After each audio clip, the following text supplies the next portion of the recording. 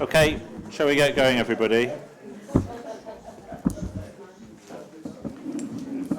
Thank you very much for everyone's attendance this evening. I know there's other things going on in the world tonight and things, but we're here. In particular, thank you to Councillor Stampton for coming along as a substitute to make sure we're correct. Thank you. Okay, so first, apologies. Do you want me to say them? Yes. We have them from Councillor Allen, Councillor Goodwin, Councillor Readiness and Councillor Nolan. In terms of announcements from me, just to note that we're not going to have a meeting, or subject to members' agreement, we're not going to have a meeting on Tuesday the 10th of December, because that's just a bit too close to the general election. And it's so the next meeting is going to be on our regular meeting in January, and the business that we would have had on the 10th of December is going to slip to January, if that's okay. And also, as following the discussion we had at our last meeting, we're going to be attempting to have an informal member discussion from 5:30 onwards over our sandwiches, just to make sure that we're prepared for the formal meeting when it starts, if that makes sense. So if people can be here for 5:30, that'd be really appreciated. I do appreciate not everybody can be from a work point of view, but we will try that. That's okay. The only other thing to announce is we are looking to organise a sort of a briefing stroke information session with the fire service, possibly in early February, that we'd also invite members of other scrutiny committees to, possibly in the afternoon, just to have a bit of a more informal deep dive, for want of a better word, into some of the issues facing the fire service at the moment, so that we are better prepared when we come to scrutinise them, if that makes sense. So Joanne and Jamie will be circulating ideas for dates for that shortly, so we've got them in the diary as soon as possible. Okay, declarations of interest. None have been received. I think we all get a form, do we, in our pack, if anybody does have any. Minutes of the meeting held on the 17th of September. Would somebody like to move those as a correct record? Thank you, Stella. Okay. Okay. So the first substantive item is the report of the high-rise task force, and Mayor Dennett is here, are you not? You are indeed here, as this comes under your responsibility, and also you're joined by colleagues from the fire service and the high-rise task force as well. Yeah, so you're all very welcome. Paul. Thank you very much, Chair. First of all, can you say thanks to the Corporate Issues and Reform and Overview and Scrutiny Committee for obviously inviting us to come and talk to you today about the work of the Greater Manchester High-Rise Task Force. Colleagues will probably appreciate that this was formed after a mayoral summit in response to the tragic fire at Grenfell in London on the 25th of June 2017. We were formed. Ultimately, the priority was to provide reassurance to the people of Greater Manchester about fire safety and our approach to fire safety here within Greater Manchester, as well as work through all the issues that have inevitably emerged since that tragic fire. And kind of what I'm talking about there is the independent review of building regulations and the fire safety order, commonly known as the Hackett Review. And then in addition to that, the consultation after government in principle had accepted the recommendations from the Hackett Review around building a safer future. And then obviously we know phase one of the public inquiry around Grenfell has recently reported, making a number of recommendations that the High-Rise Task Force and colleagues within GMFRS and broader partners within Greater Manchester are currently working through at the moment. Obviously, you've been submitted a paper from ourselves which talks about the formation of the High-Rise Task Force and our priority being around Greater Manchester fire safety for the residents of Greater Manchester. A bit of understanding about how often we meet. Originally it was every 2 weeks, now we've moved to every 6 weeks. This is contingent upon workflows and what's inevitably coming out of government. And then we also broke down some of the works into thematic kind of streams. So you'll see there through the cells, technical cell, legal cell, finance and procurement, communications cell. Those were the themes that we were thought were most relevant for supporting the districts and partners across Greater Manchester. When I talk about partners, obviously it's the local authorities, it's the registered housing providers, universities, utility companies, and also representatives from managing agents. We've had a number of kind of drop-in sessions for residents across Greater Manchester, and we often hold evening meetings to facilitate a kind of Q&A session with residents around this changing landscape post-Grenfell, supporting that Greater Manchester system. You'll also see in the note that we talk about the Stay Safe message that's been developed within Greater Manchester, working with social landlords around fire safety in blocks. At the moment, within Greater Manchester, we have 80 buildings that currently are in interim measures. So they have a cladding system, if you like, on those buildings. They're high-rise buildings. What we mean by high-rise is more than 18 metres, just for clarity reasons there. And obviously, there's a whole host of interim measures which will vary from one block to the next, depending on the circumstances of that block.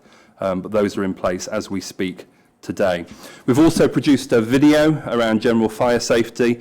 We thought this was a useful way to engage residents and raise awareness about our expectations around the Stay Safe policy we've developed here in Greater Manchester. In addition to that, MHCLG regularly send representatives now to the high-rise task force along with the local government association. And we've been engaging residents across high-rise within Greater Manchester. The latest engagement was around the summer of this year, where obviously the consultation response to building a safer future, we engaged our residents here in Greater Manchester in pulling together Greater Manchester's response, which we think was really important because resident voice ultimately is really important in shaping whatever happens moving forward if there is to be legislative change. So that's kind of a bit of a potted history of where the high-rise task force is up to. Obviously, there's an operational side to all of this in terms of what the Fire and Rescue Service has actually done post-Grenfell. I'm going to ask Tony and colleagues probably to take you through that operational side of it, but then we'll welcome questions. Thank you. Thank you. Good evening. Tony Hunter, Director of Protection for Greater Manchester Fire and Rescue Service. As the Mayor said then, we have obviously a significant part to play as a member of the high-rise task force, but we also have an operational side and other aspects to cover in terms of prevention of fire within Greater Manchester Fire and Rescue Service itself. Now, in line with the strategy of the high-rise task force, which has been about being proactive rather than reactive, we instigated inspection of all of the high-rise residential buildings in Greater Manchester, and as you'll have heard throughout the press talking about ACM, which is aluminium composite material, the decision was made that if you're going to look at these buildings, the best way to do that would be to gather all the information you can about that building in one go. So rather than just concentrating on ACM, other cladding materials types were also concentrated on together a good resource and source of information. And that was done, but again, like other organisations, we had to call on experts that were already carrying out fire safety work. So we pulled a high-rise group together, which were from our experienced fire safety officers. In particular, we had a number of officers that were actually well-versed in cladding systems. One in particular supported our work to the point of it being nationally led. And unfortunately, because of this type of work, we are seeing individuals such as that being taken outside into a private sector, and that individual's now left us to go to the private sector. But that's one of the biggest challenges for National Fire and Rescue Services, losing that skill to the private sector. So the internal Greater Manchester Fire and Rescue Service high-rise team concentrated on the inspections, concentrated on those buildings that were moving, that required interim measures, making sure that that information about interim measures was aligned to our operational information that our crews held, because it's obviously important that the responsible people for those buildings have plans in place to deal with a fire, but obviously at the end of that will come the Fire and Rescue Service responding to those fires, an effective plan to deal with that fire, and importantly evacuate the building where required. That work, both in terms of the inspection work of our buildings in Greater Manchester and our operational work, has seen Greater Manchester be put very much at the forefront of high-rise response to the cladding challenge, but also in terms of other areas that need interim measures. So, for example, interim measures might not always be down to cladding rationale. It might be down to problems with fire doors, compartmentation, and a number of our buildings have that challenge as well. But importantly, as I said before, Greater Manchester has been seen at the forefront of it, which is why more recently we've been linking in very much with MHCLG as a member of the Greater Manchester High Rise Task Force, but also we carry out a monthly conference call with that department and others across the UK with regards to high rise, and a newly set up protection board which is set up by the Home Office, which is concentrating on the challenge of high rise, has been set up, and we are one of only 2 fire and rescue services, that's London and Greater Manchester Fire and Rescue Service, to have a representative on there. The other representatives include the National Fire Chiefs Council Chair, the Director of Fire and Resilience, and the Director of MHCLG are represented on there. And that is a sign of how Greater Manchester and Greater Manchester Fire and Rescue Service and the task force is seen in terms of this area of work. Now, in terms of our operational readiness, that's turning that information to operational crews to develop an operational plan that supports effective evacuation requires, one, the incident commander to recognise that that needs to take place in terms of evacuation, and two, an effective way of calling additional resources, and three, those additional resources being available. So part of our planning is about predetermined attendance. So at a building where there is interim measures in place and there is a fire is called, we will send 5 fire engines plus an aerial platform to deal with that. If the incident commander attends and they feel the building is not reacting as they think it should do, they will then call a higher message, which is a high-rise immediate resident evacuation, and they will get an additional 10 fire engines plus a command unit to support the evacuation, plus an evacuation officer who's dedicated to ensuring that the evacuation is coordinated, because obviously the incident commander and others will be very much concentrating on getting the people out of the building and dealing with the fire.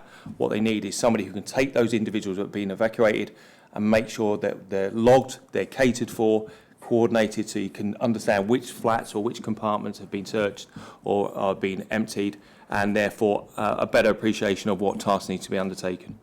Again, you've probably seen in the press that was tested only on Friday night. So in terms of our operational response, that's one element. Another element you may already be aware of as well is we've issued all of our firefighters in breathing apparatus smoke hoods. They're a bag with a visible screen with a filter on that you can place over the head of somebody that you need to evacuate, where they can pass through smoke and breathe clean air for a period of time to make them allow them to evacuate safely. Another piece of equipment is what we call a smoke curtain, which, because when you're passing hose through doors, it can leave the door open to let smoke pass. A smoke curtain goes up against the frame and allows the smoke to pass under the curtain and therefore contain the smoke within the compartments. That's one area. They're the operational equipment and policy. The training, we've instigated a significant amount of high-rise training supported by our investment in our training centre in Bury. So we've got a specific high-rise building there that we train on, and the firefighters have been undertaking training since these new policies have been put in place and with this new equipment.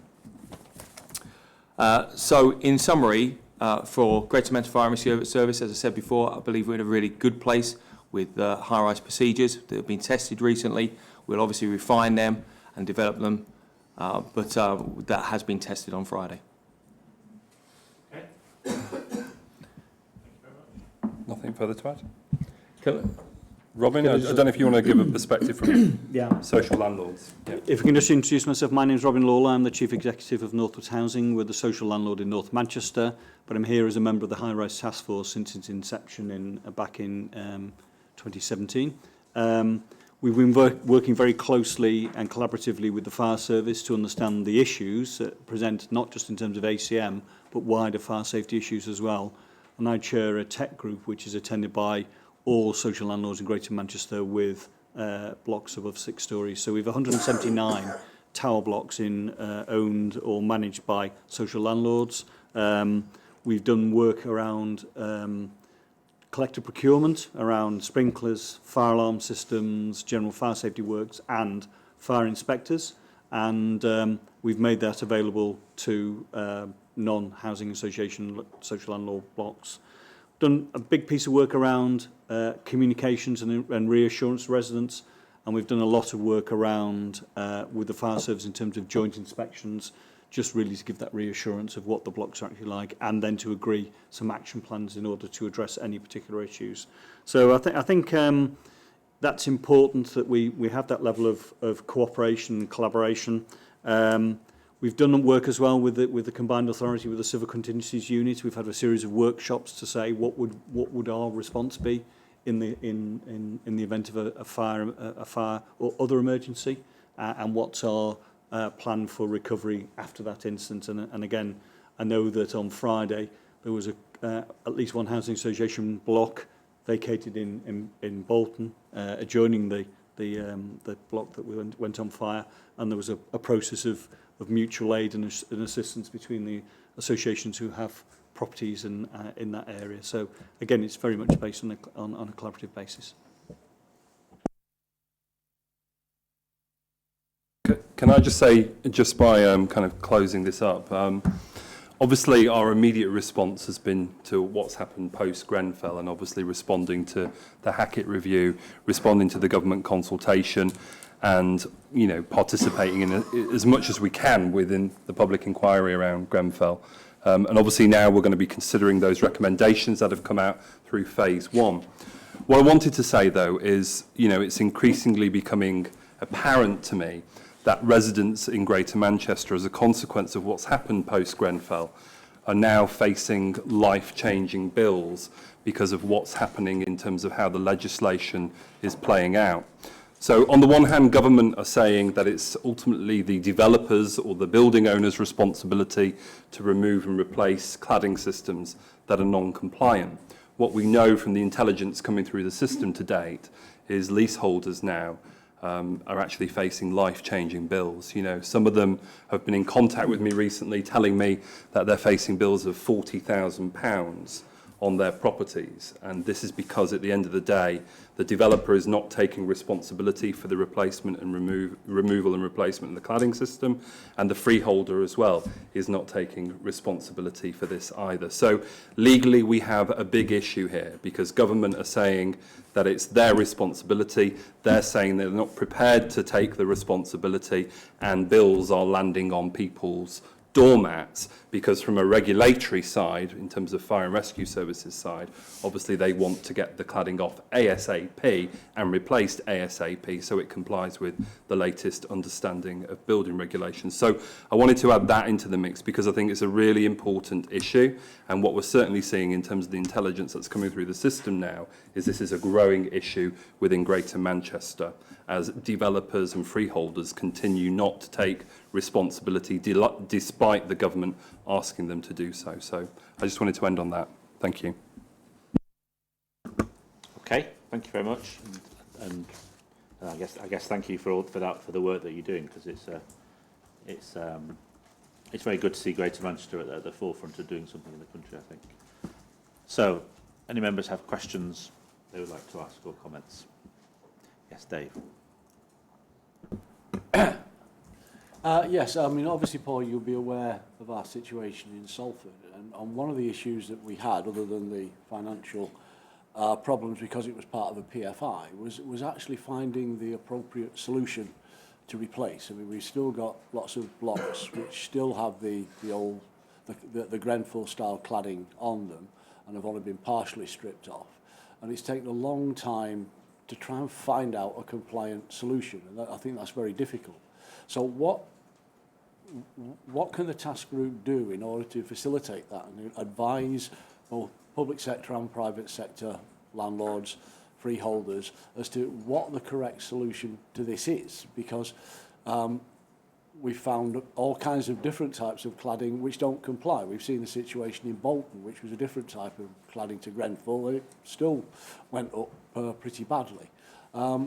what can we do? And I'm also mindful of the fact that if we suddenly decide we've found the solution, we've found the new type of cladding which will solve all these problems, 5 years down the line it might not solve the problems and we could be back to square one. So how can we help people get the right technical solution to replace the cladding that they need to replace?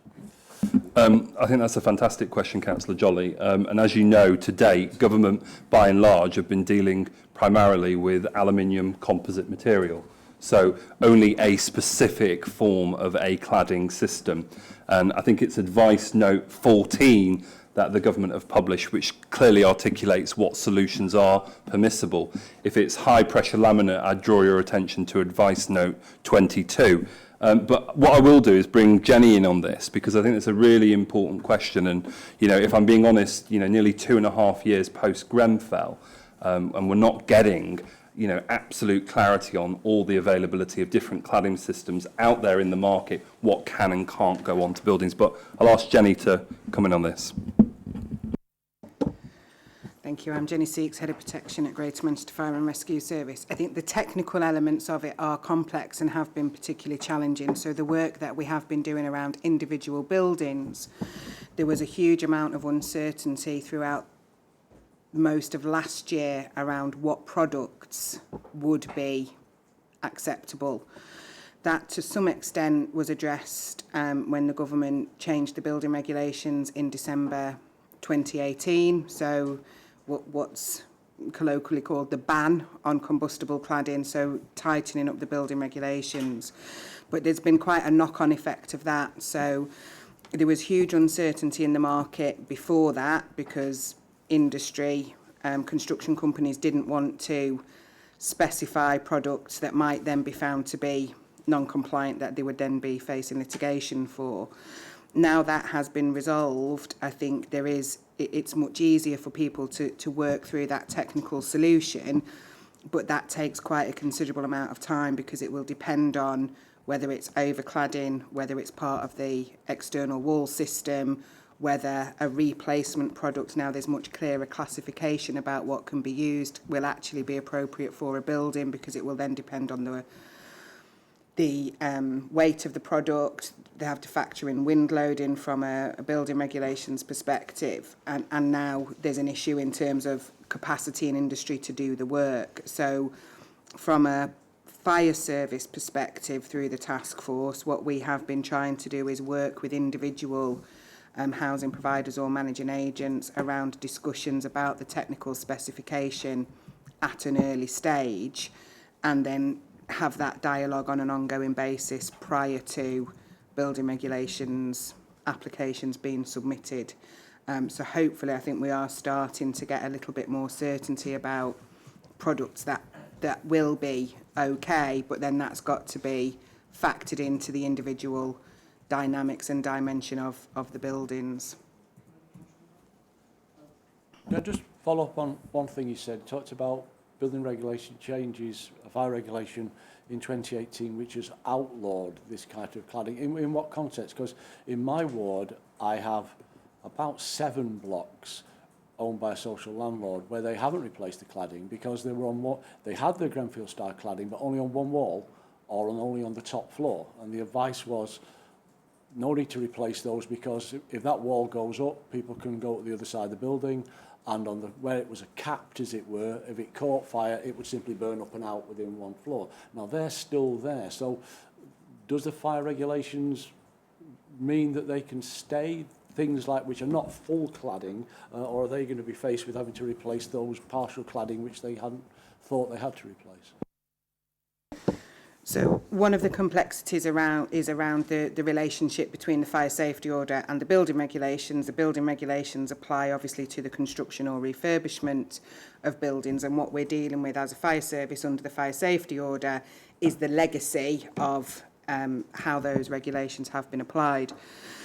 The advice notes that the government has issued from the expert panel have consistently said that Category 2 or Category 3 ACM should be removed even where it's small decorative panels. But in terms of prioritisation of that, the risk around ACM is primarily about fire spread and horizontal fire spread. So if it's around the top floor of a building, it poses a much lower risk than if it's obviously around the entirety of the building.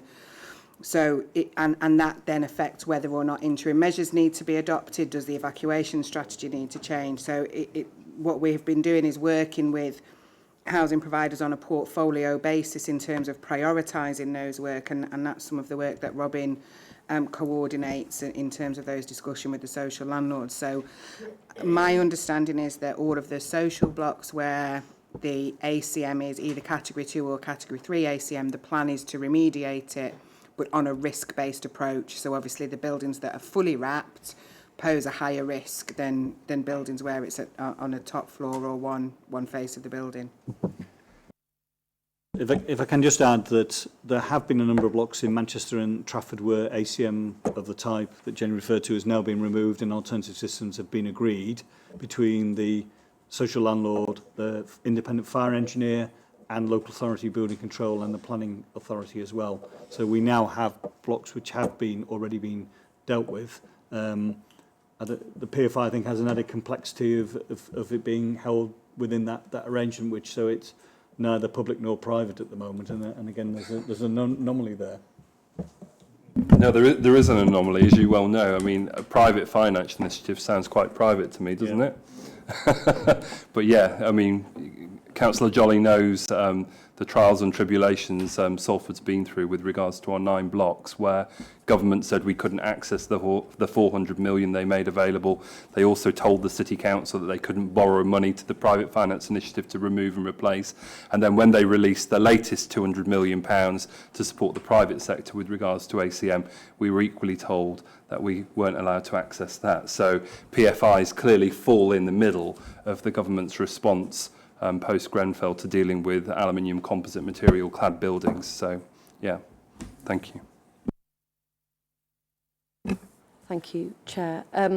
Just to task force and to Paul, I was wondering whether or not you'd made any asks of government at all throughout this process and whether or not they've been met as a task force and yourself as sort of the lead for the combined authority, and whether or not you're using the learning that you've done over the last 2 years to make recommendations to government and feeding into sort of future practice of building regs or planning applications or whatever sort of all related systems.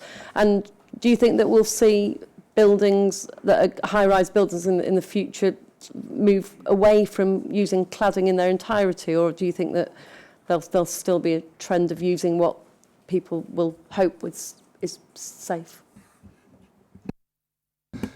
I'll take a few of those.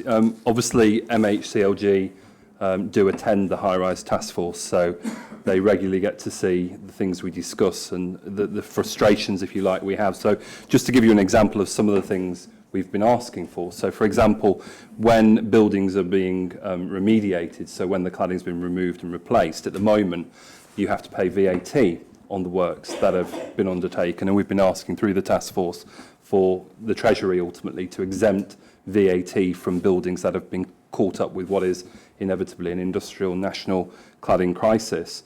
We've also been pushing for an emergency fund beyond ACM because we've always been clear in Greater Manchester that our approach to buildings and building safety shouldn't be just determined by whether or not a building is 18 metres high or above, and shouldn't be just determined by whether or not it has aluminium composite material on. For us, this is a whole sort of systems issue. In terms of those kind of systemic changes and potentially primary legislation, we can't see that happening in the short term. Obviously, we've fully participated in the Hackett review, the independent review of building regulations and the fire safety order. We've also fully participated as a high-rise task force in the consultation around building a safer future. But we think that this will probably come after the second phase of the public inquiry, where they start to evaluate the system. And then after that, we anticipate probably primary legislation to change building regulations moving forward. But in the interim, I guess my frustration is, you know, we in Greater Manchester all want to remove and replace the cladding as quick as we possibly can. And there are clearly a lot of structural issues there, whether that be how government is responding and how it's prioritising ACM, or whether that be about how this works legally in terms of developers and freeholders not taking responsibilities, and then, you know, the bills ultimately falling with leaseholders who, you know, increasingly probably can't afford to pay, certainly from some of the anecdotes that have been shared with me where I've been contacted. In terms of further systems change, I don't know if colleagues from Fire and Rescue Service want to talk from an operational point of view, but... Well, I'll just add a slight, I'm sure Jenny will contribute as well, in terms of we are talking about cladding systems, and then we're talking about ACM. The fire we saw on Friday was HPL. We are seeing throughout, when we are doing our inspections and working with colleagues, it not just being a simple question about cladding systems. It's far greater than that. The last 20 years of buildings that have gone up, and you've seen them across the country, whether it be Cheshire, where they've had a recent number of, or at least one fire there, where aged people's home, timber framed. They've had a number of hotels in London that have seen considerable destruction from fire. Again, not cladding systems, about quality of building control, quality of how they're being built. We are, again, as a task force, saying that the system needs a complete overhaul. It's not just one piece. You could solve one piece, then you end up picking up the pieces from another, and it needs an overhaul. Yeah, I suppose just to add to a couple of the specifics there in terms of responses and asks from government, the Independent Review of Building Regulations and Fire Safety did a call for evidence, and the fire service responded to that, and I think made our response public and identified what we considered to be the deficiencies in the system. When the report was published, so what's known as the Hackett report, we held a task force event and sent a task force response to government which highlighted issues around the height of the buildings. So the proposals at that stage was that a new regime should apply to buildings only over 30 metres, and we said it shouldn't be 30 metres, you shouldn't use height, but if you are going to use height, then 30 metres is too high. The government published then in the summer a further consultation on building a safer future, and again we held a task force event to look at that, and we also held a specific resident event and sent a task force response. Again, reiterating some of the points about height, also the fact that there needs to be wider reform of the building control system, and Greater Manchester Fire and Rescue Service submitted a more detailed response which had 84 recommendations that we said government should make. So some of that was around the longer term reform of the system, and part of it were about, you know, recommendations that we said could be made in the short term through regulation that would help to improve that and you know, give people the requirements that they need. I think we've also said to government that they need to look at the impact of leasehold and conveyancing, because what has become apparent, and you know, Paul's referred to it in terms of residents, is that the liability for the cost of this work falls onto leaseholders in all of the cases that have been determined, and there's no, if the building is out of warranty, there's no effective reform of redress for them against the developer or anybody else. Just a couple of things to add. We've also been arguing for a risk stratified approach to fire safety or building safety more generally. We don't think the arbitrary height, if you like, of 18 metres is the right approach. We think this should be very much person-centric. So irrespective of height, you know, buildings where you've got elderly people, student accommodation, you know, that should ultimately drive the regulatory system, in our opinion, determined by, you know, perceived risk for what are vulnerable cohorts potentially of people. In addition to that, we've also adopted the NFCC's position on sprinklers. We think sprinklers should be mandated in high-rise buildings, irrespective of what the building regulations say at the moment, which is 30 metres is when sprinklers become mandatory. We don't think that's good enough. We think it should be all high-rise buildings have sprinklers as well. So I guess I'd add those few additions. In addition to that, we've also been saying that government needs to move beyond ACM and start testing all cladding systems ultimately that are out there within the United Kingdom at the moment, and the BRE needs to start moving beyond ACM in terms of its testing regime. We said that as really, really important in terms of providing certainty back to local authorities and a whole host of different people who are building buildings. The task force welcomed the new building safety regulator, but we urgently need clarification of what the role of that regulator will be, how they will carry out their responsibilities, but equally how that overlaps with the regulator for social housing from our sectoral point of view, because it needs to be coordinated. and there's a danger it could be parallel universe. There was one point I think we didn't address about cladding systems in the future. So obviously you don't have to travel very far in Greater Manchester to see the scale of development of particularly high-rise buildings. Any building where the building regulation application was submitted after December 2018 has got a much tighter control in terms of the type of products that can be used on it. But you'll see that glazing systems seem to be quite popular at the moment. It's a requirement already for buildings over 30 metres currently to be fitted with sprinklers. And again, going back to Robin's point, pushing for that to be done at a lower height threshold, because actually sprinklers are not just a means of protecting individuals, but they're quite significant in terms of property protection and extinguishing a fire before it spreads. So cladding will be on buildings because it's a fundamental part of the external wall system is a fundamental part of ensuring the insulation. So one of the reasons that there's the overcladding was obviously to address fairly cold, damp tower blocks, but the criteria to which that those materials need to meet has now been strengthened, but not retrospectively. Can I just say one more thing just in concluding? And you'd probably expect me to say this, and that is obviously one of our requirements as well moving forward is that, you know, fire authorities up and down the country are still continuing to face austerity and cuts, and colleagues in the room probably know that Greater Manchester Fire and Rescue Service over the next 3 years is currently expected to take out of its budget 12.8 million. I think if government's serious post-Grenfell, then, you know, removing that sort of Damocles from a resource point of view from Greater Manchester Fire and Rescue Service is an absolute priority. You know, what's most important in all of this is public safety.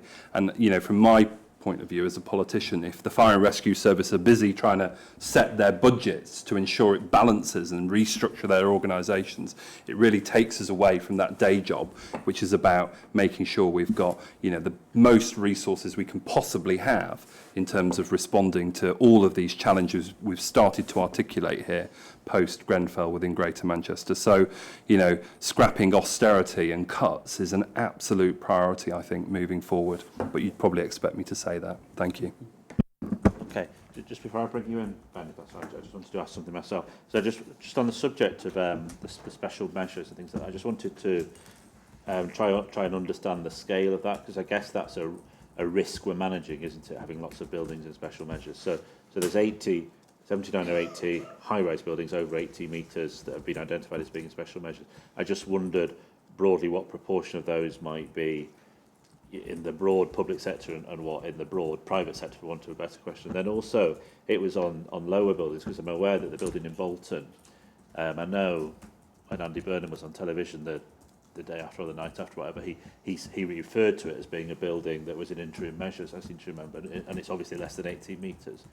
So I just wondered if there was any investigation about buildings that are still blocks of flats that are less than 80 metres, but it's still lots of people together in a unit, isn't it, that I guess is a risk. Because in particular, say in the northern quarter or parts of Salford Quays, a lot of the residential developments there are probably, I don't know how high they are, but they're about 5 stories, and they're all actually very close to each other as well. So in terms of one catching fire, you know, the next one would probably need to be evacuated, I think. So it's just how big that risk is, and what scale of a problem do we have in the future, I guess. Okay, so the number of blocks with interim measures changes, you know, fluctuates with buildings going on and buildings going off. I think it does.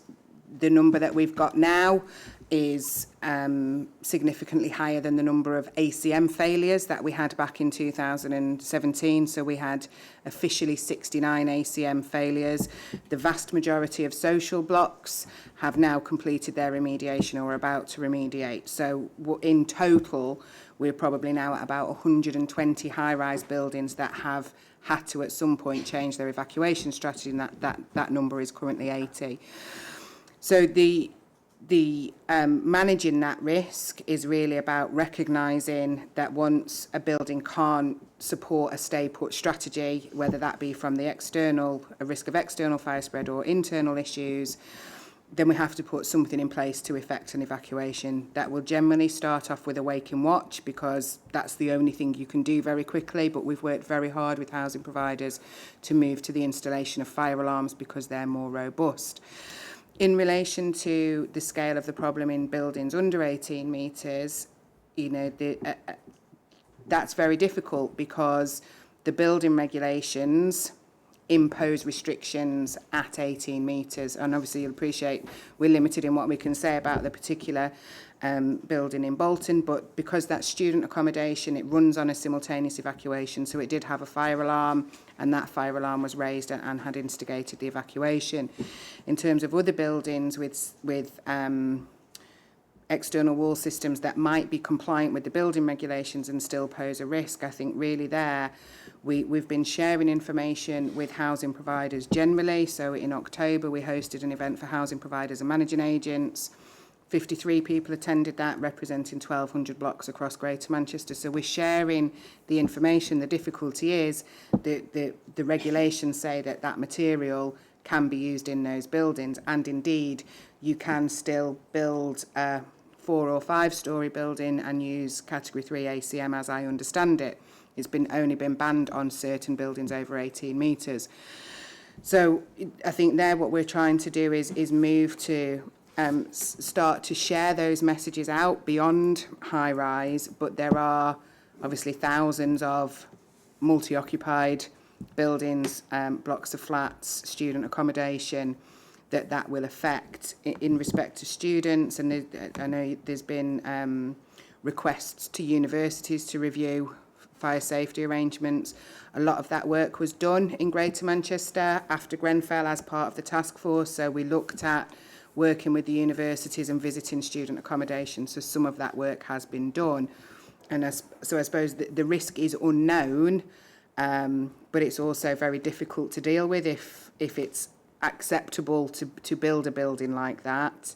And that goes back to really the point about our operational preparedness that Tony's outlined. So although it's a higher message, which is high-rise immediate resident evacuation, it can be utilised for any building, and indeed, was in this case. Oh, thank you, Chair. Apologies for my late arrival. I think this is an area that obviously everyone's got massive concerns on. And Tony obviously mentioned the wider problems that we know are there, but we can't really quantify at this stage.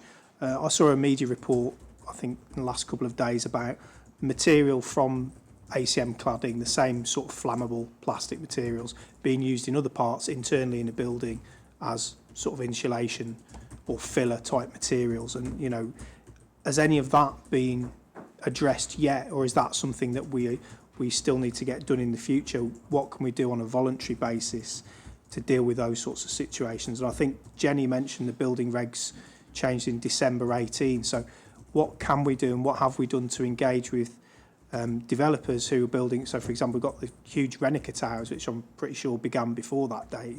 If you've already got permission or you're already starting construction, is there anything that we have done and can do to engage with these people to try and shift the design where there are problem materials into other materials which are not going to be a legacy problem in the future? And I guess finally, it's the resource issue that we're all concerned about and have been concerned about in this committee with fire safety. We all want more for our fire service. I know we have changed policy recently, so we don't always attend alarms for, I think, office buildings, non-residential buildings. Is that something that we still feel comfortable with, and do we need to consider that, particularly with taller non-residential buildings? Thank you.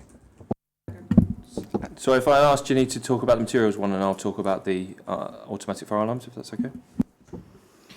So in terms of the materials, I think one of the things that we've consistently tried to highlight in Greater Manchester around that very narrow focus on ACM is that ACM is, the the nature of the product is that it's just one part of the external wall system, so it's a rain screen cladding type system.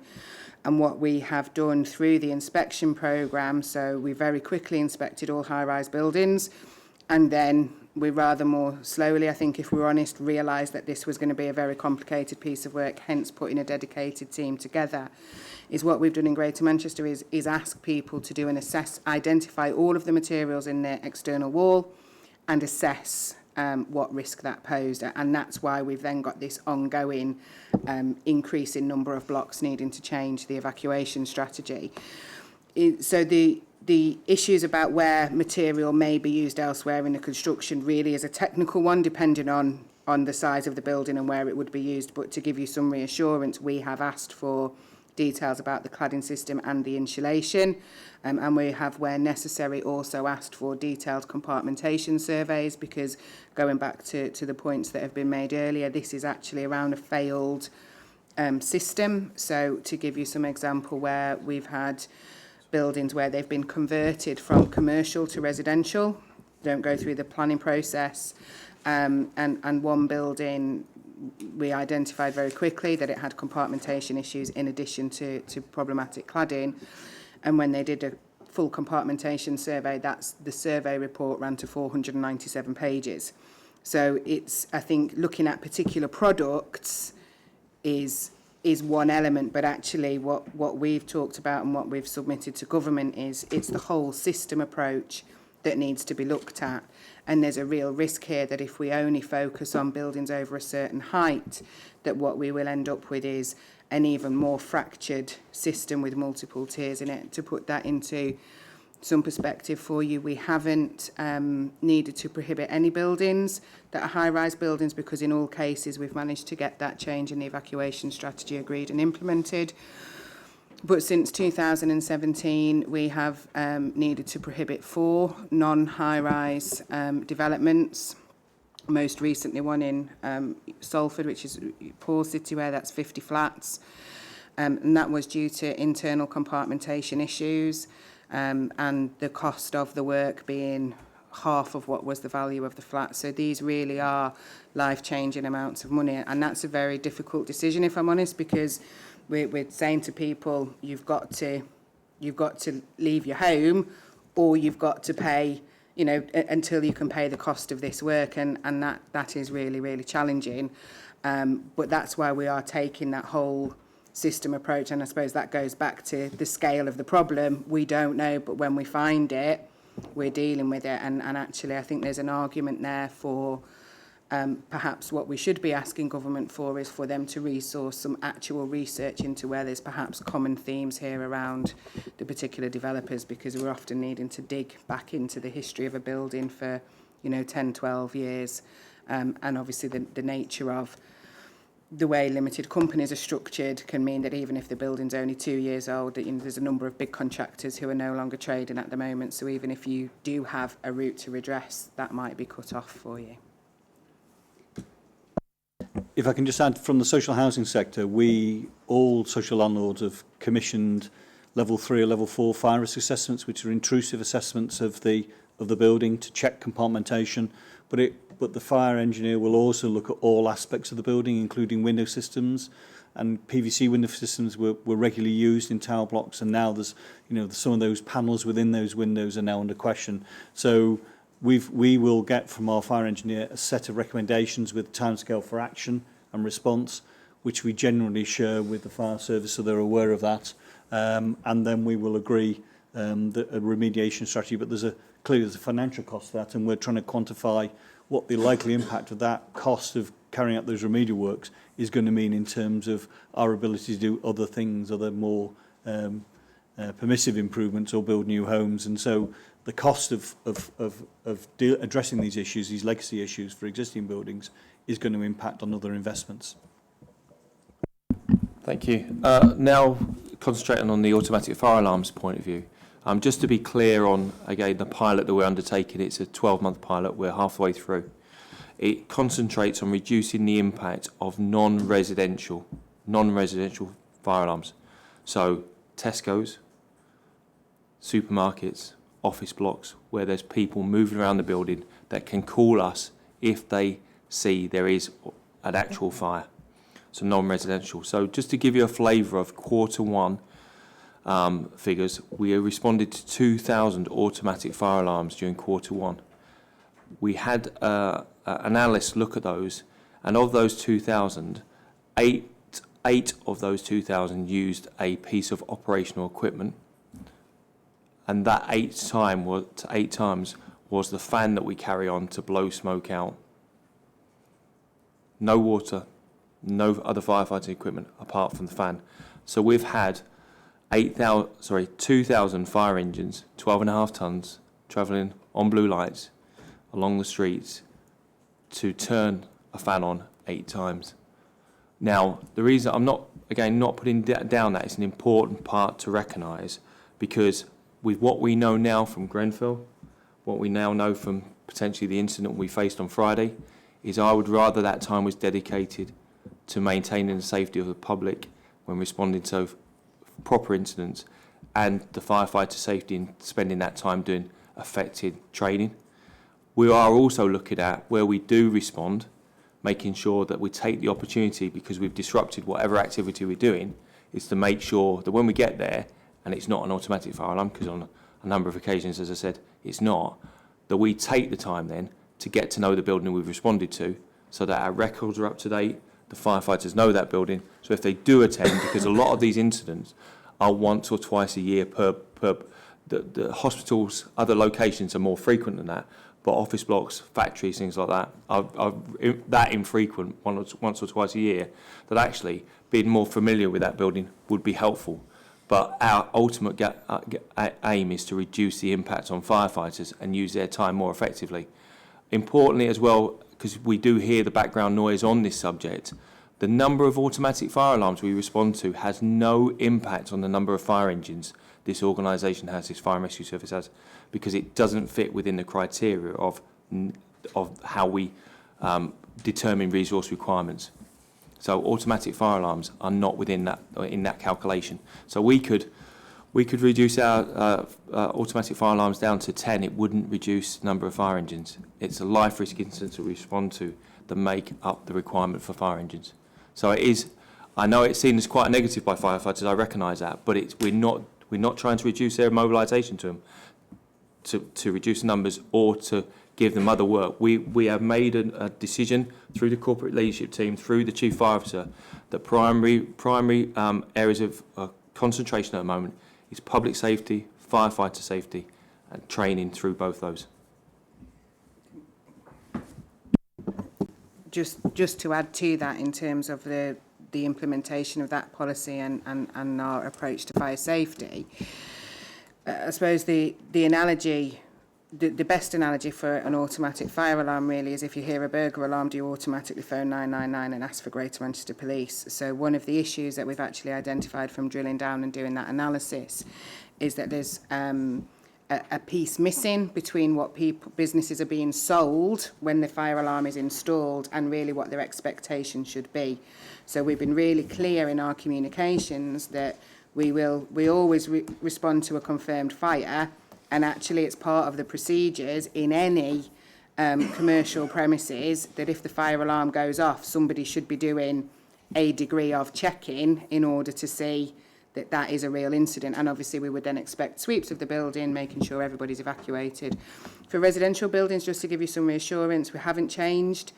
So we attend residential AFAs, and for those buildings that have got interim measures, we have a system in place where we update North West Fire Control, so any building with interim measures gets the full predetermined attendance for a high-rise fire rather than the reduced attendance to check on a fire alarm. But in essence, what we're saying to commercial premises is check and then phone us. If it's a confirmed fire, absolutely, we will always attend, but if someone's burnt their toast, we don't need to.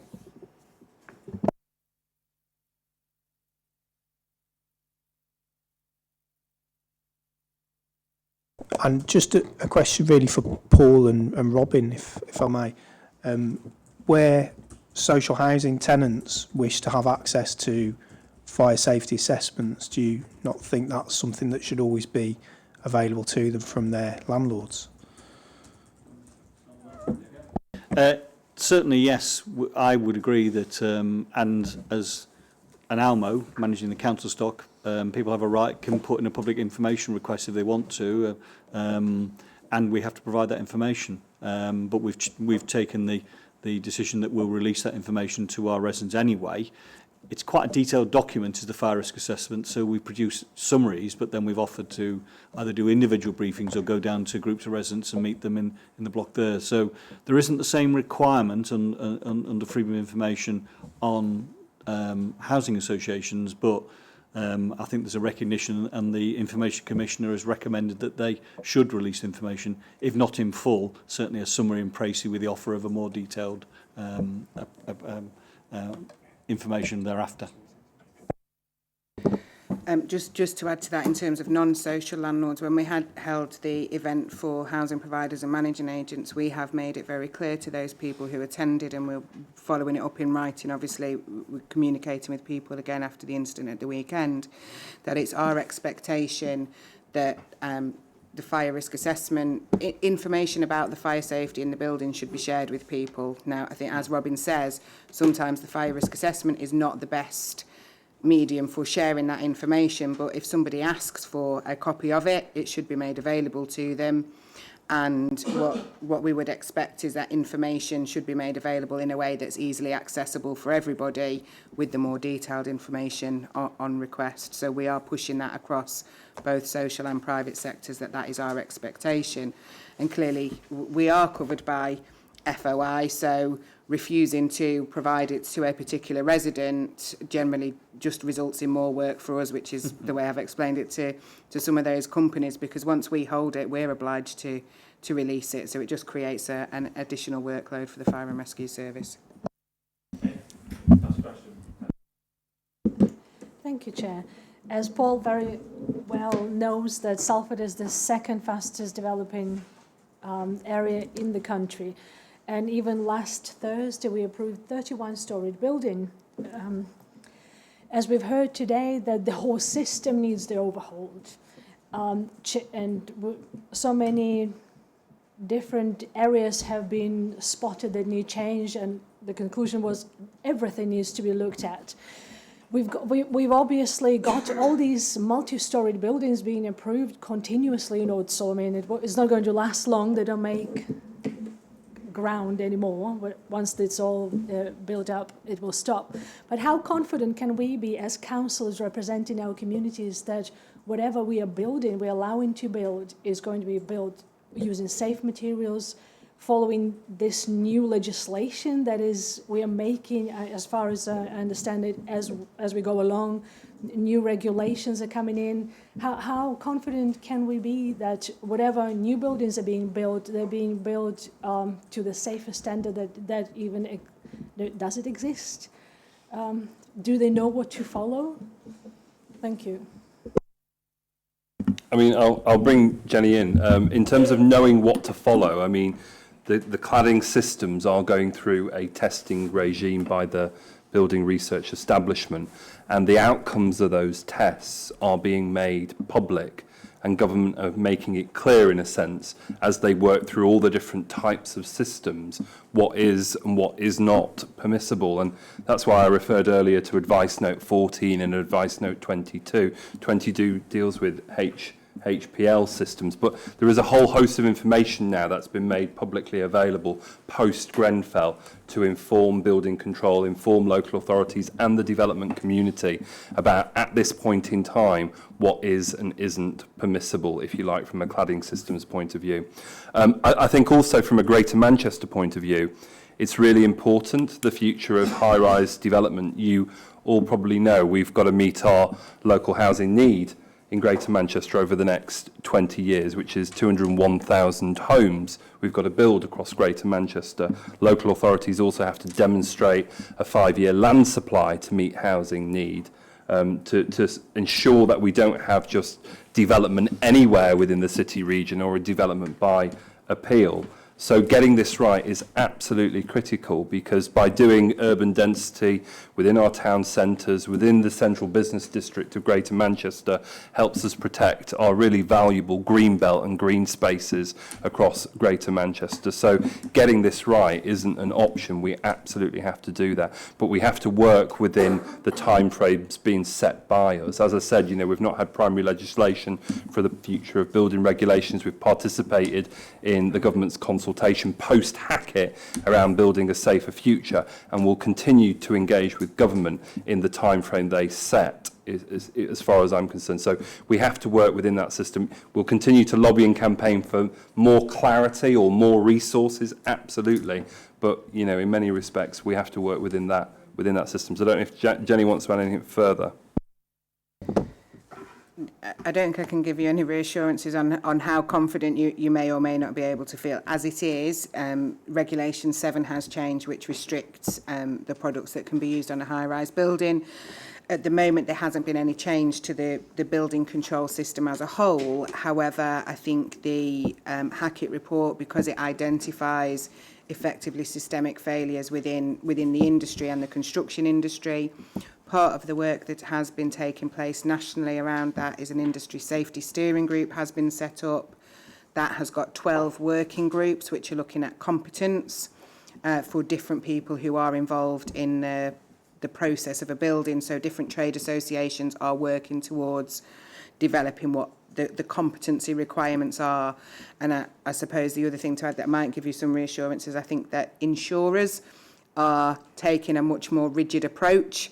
So actually for approved inspectors in the building control system, we know that a number of approved inspectors were unable to renew their insurance. So insurers are being, I think, quite a lot tighter around their scrutiny because of obviously the risk now of litigation, and that, if anything, is probably at the moment the biggest driver in terms of standards, because people have got to give additional assurances in order to get their appropriate professional insurance in place. So hopefully that is making sure that people are, doing the parts of the build properly.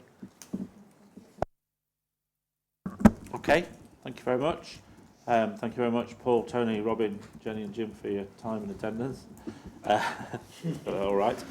So obviously we're being asked to note the report and the contribution that the High Rise Task Force is doing, and I suspect that this is a big issue that it would be useful to look at again, you know, when there is more to look at, as I'm sure there will be, because this is a moving agenda item, isn't it?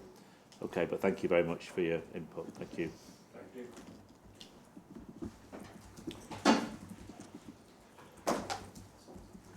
Okay, so agenda item 6 is an update on school readiness. So this is a topic that this committee has looked at a few times over the years, because it's one of the priorities of the combined authority that we're responsible for looking at. And we're going to start. So a couple of years ago, we set up a task and finish group, which Colin and Stella are the. Thank you. I was going to say the surviving members. I don't mean it like that. Surviving members of. You're going to just update us on that, and we've had that task group report circulated to us, haven't we? It's here, yes, the one that we actually got on paper at the beginning. Colin.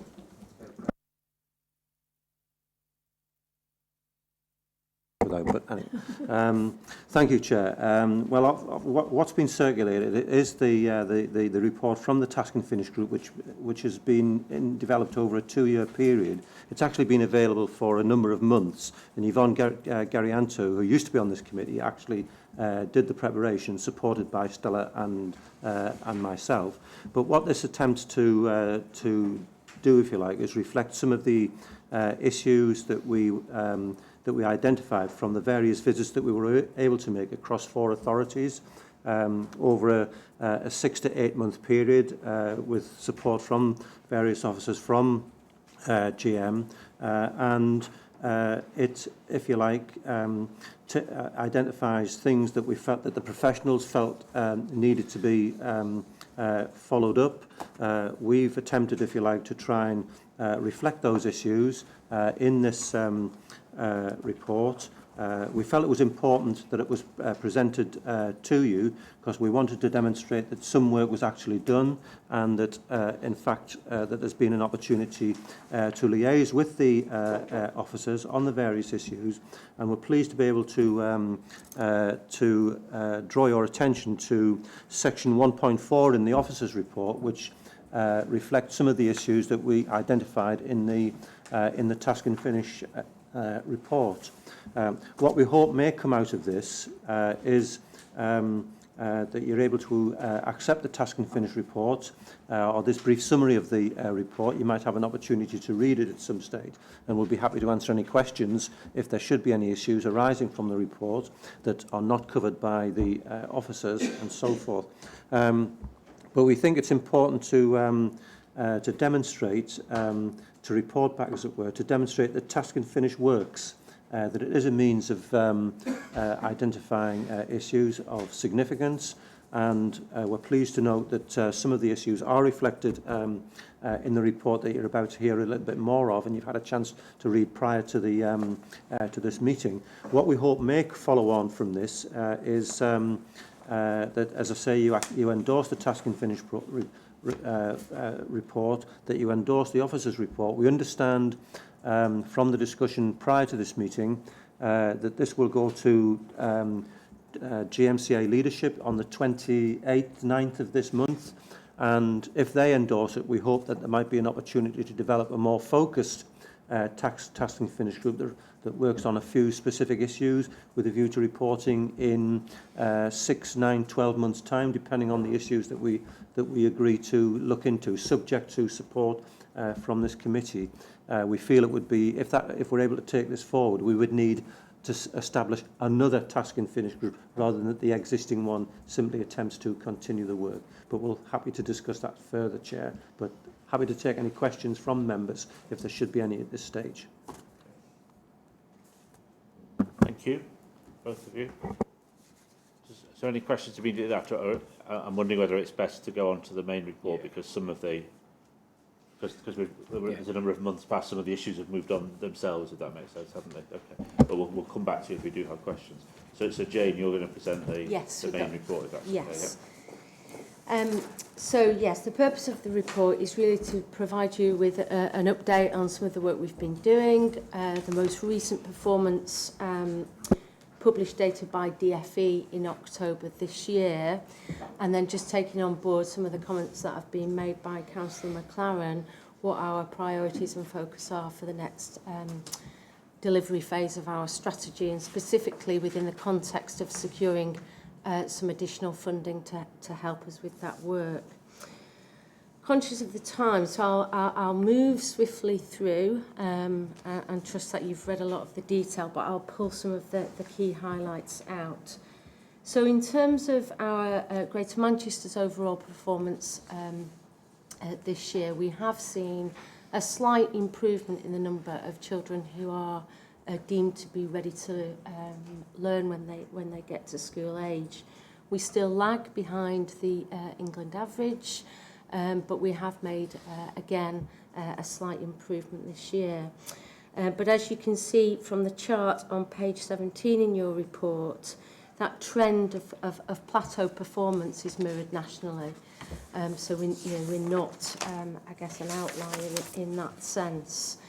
You can see over the page that our performance across Greater Manchester still varies, and most of the improvement this year has been seen in two of our localities, Oldham and Tameside.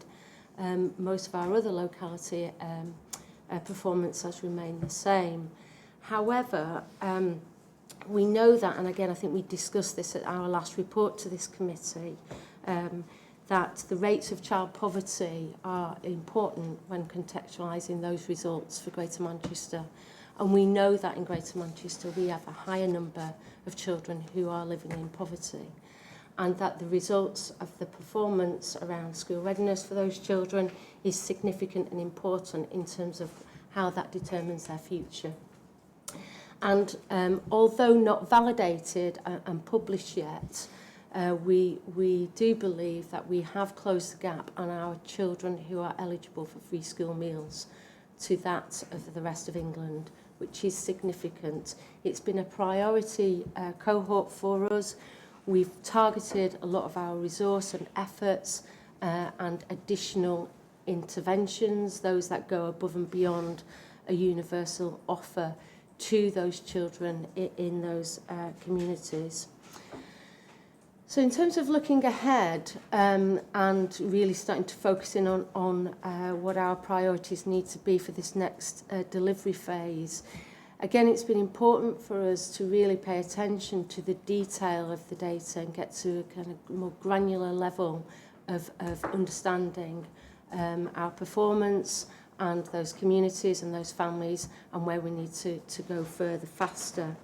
A lot of our work over the last 12 months has been just that, and we've developed a data dashboard which we'll point you to at the end of the discussion. But I'm going to invite Miriam to just, my colleague who's working with me on this at the GMCA, to give you an overview of what that does, and hopefully you'll then be able to go back to your localities and get into a detailed conversation around your performance.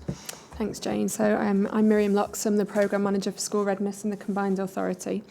So as Jane mentioned, we've invested some time and resource over the last few months developing a ward-level data dashboard, and that allows us to look at GLD performance at a more granular level within GM and maps that GLD performance to the indices of multiple deprivation. So we know that there's a direct correlation between GLD and deprivation, and what this dashboard allows us to do is find those outliers that are outperforming expectations. So we can identify wards where there's potential room for improvement and partner up where areas are outperforming given their expected level of deprivation. So this is a useful tool both in terms of understanding peer wards who face a similar context, but also in terms of identifying best practice and sharing that learning across GM. So that work's ongoing. The dashboard's recently been launched with early years leads within local authorities, and we've got a forthcoming workshop with colleagues to look at identifying that best practice and supporting consideration of how we move to spread and scale that. Okay, so in addition to getting to beyond and beneath locality level data to inform our priorities, we've also done a stock take with all of the 10 Greater Manchester leads to understand what have been some of the challenges to improving our performance and implementing the new delivery model. And consistent with the work of the Task and Finish group, it has been kind of fed back to us that workforce development, workforce strategies, providing continuous professional development routes for our early years sector remains a challenge, and if we could collaborate around that in Greater Manchester, it would really help practitioners on the ground. Beyond our analytical capability, this need to capture data about the individual child and be able to share that again consistently through that child's journey in those early years, and then a recognition that whilst we had some really great evidence-based pathways as part of our early years delivery model, there were still both some inconsistencies in terms of how they were being implemented, and then some gaps in terms of where we needed new pathways to come on stream. So the last, I guess, refresh of our delivery plan and what we're focusing on has been kind of centred around all of those things, and we've organised them around 3 domains. Delivering an evidence-based model, working and improving our enablers, and then implementing best practice pathways. And the next section of the report, section 4, describes both some of the progress we've made in those domains and then some of the priorities we have for the next 2 years. Just to kind of pull out some key headlines where I think we can be really proud of the work we've done and is getting us recognised nationally, actually, is some of the work we've been doing around our speech and language and communication pathway. In addition to the 2.1 Transformation Fund that we got through our Health and Social Care Partnership, we've secured 1.5 million DFE funding to work on our communication and language pathway. And we've been heavily supported by lots of specialists in Greater Manchester to do that work, but also we've been partnering with the BBC to develop a digital element of that, and we've entered into a formal collaboration and been the first region in the country to both pilot and launch their products around early language acquisition here in Greater Manchester. We've again been recognised nationally for the work that we've been doing around parent-infant mental health, our early attachment service. We've got a very robust, evidence-based programme and pathway around that now, and we've worked with all of our 10 CCGs to get that embedded in future commissioning plans. And then in terms of our enablers, again, we've set ourselves an ambitious programme of work around workforce development. We are going to develop an early years workforce academy. We had a round table with some social investors last week here in Greater Manchester to start to explore that. And we've got some interested kind of parties coming to the table and hopefully supporting us with some resources as a consequence. Another piece of work that's had significant investment and I guess sign-off nationally has been the digital work. We now have 2 early adopters in Greater Manchester and future rollout to all 10 of a digitised ages and stages questionnaire that will allow us to both assess children's needs but make sure that that data can be shared. But it will also provide us with a digital platform in which to start to develop a more fully integrated digital record across all of our services. So I'll probably hold it there. There is, at the back of, appended to the report, there is, I guess, a more detailed delivery plan for the next 12 to 18 months and some of the deliverables that we hope to see making an impact, but happy to respond to any questions. Okay, thank you. Can I just to clarify one thing, the piece of data that you said was unverified earlier on, so that is children eligible for free school meals, and in Greater Manchester we're now up to the same level as the rest of the country. Is that Yes. right? Okay, well, that's very good. Yeah. Okay, and that's not children as a whole. No. That we're still behind there. That's right. Okay. Questions, Tanya? Thank you, Chair. Thank you for the report. It just shows how much work has gone into it. Tremendous amount of work has gone into it. Remarkable. Thank you for all the detail, and it's very informative and very helpful. Thank you. The question is about mismatch of Ofsted rating of outstanding with actual GLD scores of children. What exactly happens? And also, I mean, I think I know possibly the answer, but in the same vein, in Salford, every new council is invited by the Jewish community to an event. And what really struck me at that event, that children from poorer backgrounds actually achieve better grades than those who are better economically. And I think that's the only time that I've ever heard that happen. I'm just wondering, I want to know what happens. Well, I asked just informally, how does that work, and that because the parents push children to achieve and get out of the environment that they are in. I'm just wondering whether there are some lessons for us to learn from that, because as I said, it's the only time I've ever heard that statistic. Very interesting discovery. And also, children, I'm Ukrainian, English is not my first language, so I very well have friends whose children are born here. And they speak, because at home they speak 2-3 languages, sometimes even 4 languages. Children start speaking later, and then they burst out in several languages almost. I'm just wondering whether we have any study of that, because I know in Salford we've got 8% of population now, around about 8% of population that is non-British born. Just an interesting, niche I don't know whether we are looking into that. Yeah, well, that's it really. Thank you. Okay, yeah. So in terms of the Ofsted ratings, that's Ofsted ratings for, and we are doing well there in terms of the number of early education settings that are rated good or outstanding by Ofsted.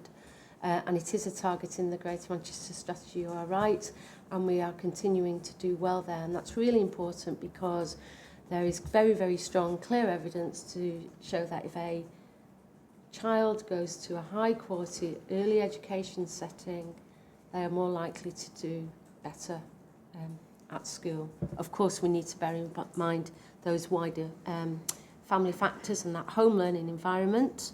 It's not a kind of fix-all for all things, but it is important, and there is very strong evidence to show that that makes a difference. So that's why that's highlighted as a priority for us. In terms of the English as a second language and the point you raised around the Jewish community, you are absolutely right. We have some, really high-performing communities and children there, and it's, we haven't got behind it. We are hoping that our ability to sort of see that data at that granular level will help us to start to ask the right questions in the right places. There is something else, though, within that, and particularly around where English is a second language, which is, yes, for some children, clearly the good level of development measures communication and language. And so for children, speaking English in reception says whether they are at it's not quite as simple as that, but at that good level of development. And for some children, that will be the first time when they've entered the classroom where they've been communicating, but they still perform well. So there is something about us understanding what's the measure, what are we measuring, how effective is it in telling us how it predicts a child's future and future educational attainment. And again, we're doing quite a big piece of work around that. Is there anything you want to add there, Mary? Just picking up on the query about English as an additional language, that increase in more robust analytical tools is allowing us to identify where there are communities where we are seeing an uplift in GLD for children who have English as an additional language. Now, the latest data on that isn't released until the end of November by DFE. That will be the breakdown of the latest academic GLD by demographic cohorts. But what we do know from the previous year is that there are some successes within GM that we need to look at and learn from. Bury has some strong examples of where they have implemented, rolled out specific initiatives targeting those groups, the home learning environment, working holistically with the family. And so we're looking to learn from those as part of kind of informing what we do in other areas as well.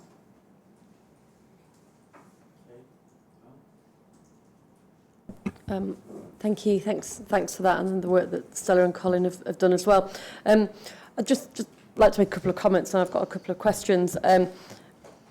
While the school readiness is important, obviously that the school as system leaders is absolutely key as well. And I was chair of governors and governor at Seymour Park Community Primary in Old Trafford, which my ward of Longford, even though Trafford performs high, Longford is a long way behind that. But from a school readiness starting point of 70% of EAL to the most outstanding SATS results, to being the top school in Trafford in that level of results, don't think we should ever underestimate the power then of that school. So even if school readiness isn't great, the power of that school and its place within a community is also absolutely key, and the earlier it can play that role through nursery and everything is absolutely key in that. And I think that school under the leadership of Tony Ray, who's just retired, and Mr Johnson, who's taken over, has done extraordinary things on an enormous 3-form entry school. But I'd just like to concentrate on some of the digital thing. I'm just interested in the transformative nature and the cultural change for the work of those officers, such as health visitors, that if we if they can hit that digital rollout and transform the way they work, what sort of extra capacity that brings into the system, what sort of extra knowledge that brings into the system, but also a few of the challenges to get to that point. So without needing an extra resource of more people, how can the digital transform the way we work as we go forward over the next 5 years? Thank you. Yeah, so we have done some work in terms of understanding what increased capacity, do you know? Yeah, so the initial kind of proof of concept work on the early years digital record put that at around 30% for the health visitor services, with a clear view that that is additional time that frontline staff should then be spent supporting families directly in terms of additional assessments and interventions. And that's really important, isn't it? I mean, because it's not necessarily about needing additional workforce, it's about freeing up our workforce to do more direct work on the front line with families, which is, it's just going to be. I suppose with anything sort of digital, there's always a challenge in that transformation and cultural change, from moving from this is how we work now to how we want to work in the future, and how some of that is being addressed through the strategic central work that you're doing, and how some of that, and how the districts are responding, and the workforce and the unions responding to how some of those changes may roll out. Okay, so as part of the early years programme team within the CA, there is plans to put in place some workforce training resource to support that. It is being rolled out in a phased way as well, so that we can ensure that actually those early adopter sites were putting the right support in place to work with those teams.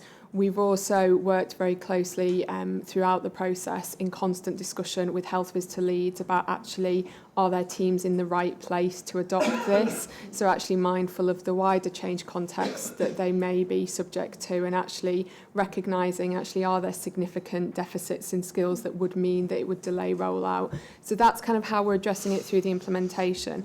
I think also in the long term, that's where some of our wider plans around workforce academy models come into it.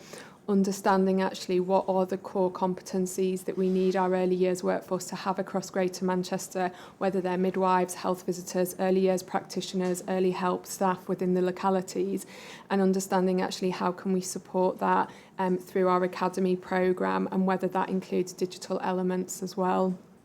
So I think it's kind of two phase. One is through the early adopter rollout and making sure we're doing that in a phased way with the right support and learning from that, and then other is in a long-term view. How do we make sure that our early years workforce have the right digital competencies and capabilities? And I think another strand to that is how we work with universities, training providers, apprenticeships providers as well, and making sure actually that their pre-qualifying training programmes reflect our digitisation and ways of working within GM, and that's something else that we're picking up through our work and with colleagues in our work and skills team. Thanks, Chair. Just on that same theme, I think what we found when we visited preschool and early years settings was the wide variety that there are. And all the ones we visited were getting wonderful results, but all very differently. And there's a rich diversity of methods and approaches. And the key thing seemed to be that these were tailored to the individual children, so that each one would be tracked very carefully and monitored. And I think what Jane and Miriam are saying about the academy and developing the skills of the workforce so that they have the options that they can choose from to deal with each individual child. What you were saying, Tanya, about the stage at which children speak. It's very much individual to the child, and it may have nothing to do with deprivation. It may have nothing to do with, it may be much more of their position in the family. In my very limited experience, the more older brothers and sisters a child has, somehow the later they learn to speak because their older brothers and sisters speak for them.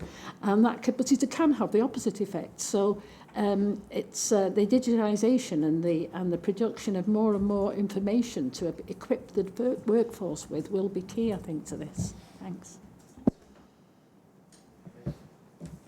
I just had one question, which was I was really fascinated about the ward level analysis that you're doing, comparing what you might expect, I guess, for want of a better word, from deprivation and what the reality was. And I wondered if there was any early messages from that about what was working or not working.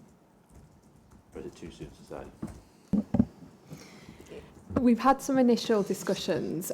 We've got a workshop coming up before the end of the year with our early years leads in the localities, because they're best placed to understand actually what's happening within those wards that might be influencing those results. We have already identified some outliers, and we do know as well that there is significant intelligence around the cultural capital within those wards as well that we need to take into consideration. For example, there was one outlier identified in Salford, one ward in Salford. The early years leads recognise that that's actually an area where there's a large number of academic staff residing, and so given the home learning environment, we would expect potentially to see that. And it is based on the residency of the postcode residency of the child, so it's not the ward where the school is, it's the ward where the child is resident. So I'd say at this point in time, we've not managed to consistently say what the key themes are, but hopefully by the beginning of the year we should have done that work. And it's very much, it's everything from that to where we've still got a solid children's centre offer, and there's a fully integrated workforce with single leadership, locked into place-based working, through to high-performing early education settings, those cultural, the role of the schools. So it's, but we are doing that work, and we'll be able to. Okay, Tanya. Yeah, we have a little bit of time. Yeah. Thank you. Burning question about children who go. I don't want to use the word label, but I don't know how else to explain it. We all, nobody likes to be labeled, and there's so much in the media. We don't want to label people, don't want to label children. But I was surprised, my daughter, when she was in high school, I was reading some papers, and she was predicted to have such and such a grade from primary, when she was in primary school. And I thought, seriously, I mean, she was doing well then, she's doing well now, but I'm thinking, what if somebody predicts something, negative when they're in primary school, when they are even not in school, and they're labeled, they're not prepared to learn well, they're not ready. And I'm just thinking, we all know it's wrong, but I know that it somehow happens on the ground. Is there anything that we are doing strategically, I don't know, or is it just something that we take for granted? We're not labeling children. Do you know what I mean? I'm labeling this point. It just basically, I hope there is something there that is saying to all our staff, all of us, don't label kids at the age of 4, because they might not be speaking, because they might be processing 4 languages. Do you know what I mean? And don't predict that they will not do well in high school. So I genuinely don't believe we're doing anything in the strategy that is going to label children, that gives them that negative kind of journey, if you like, or and I think our priorities are multifaceted. So we are focusing on everything to, from breastfeeding and good attachment to, numeracy, literacy, reading to your child. It's very kind of. In terms of the work we're doing around predictive analytics and kind of early identification, again, it's to be able to get the right support in, as opposed to kind of say, oh, well, we know those children with those issues are not going to be great. It's actually, we know those children with those issues need some extra support, and if we can get the resources there, they're going to get on a better. The early years are dead important, aren't they? And this isn't about the GLD. This is about recognising a good start in life means, a good academic achievement, a good job, good health in older life, being able to contribute to society. So it's not, I guess it's not singular in that sense. But I don't know whether that gives you assurance. Okay, thank you very much. Thank you very much, Jane and Miriam.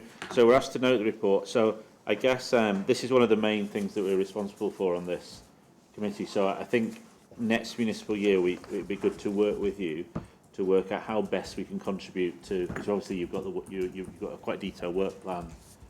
Let's have a discussion about how we can best look into that in next year, if that's all right, Rod. You know what I mean? Because obviously, okay, it's an important issue. Anyway, thank you very much. Okay, agenda item 7 is the waste budget and levy report. Do we have specific things we need to consider here, Richard, or? No, we'll pick them up on that. So unless anybody has questions on this section of the report, it's later on in the agenda as well. Okay. Agenda item 8 is the work programme. So the main thing to note is that the things that were in December are now in January, and we're going to work with Richard and Steve by next year about making sure that we've programmed the budget items between January and February to make sure that we cover everything, and we don't cover things twice that we don't need to cover twice, if that makes sense, but still have an input before the Mayor and the Combined Authority set their budget. Is there any other comments on the work programme? No. Okay. Agenda item 9 are items for information, which are just for noting. And then the date of the next meeting is Tuesday the 21st of January at 6 p.m. here. Okay. Agenda item 10, would somebody like to move exclusion of press and public? Thank you, John. Okay, so this is when we need to say goodbye to our viewers across the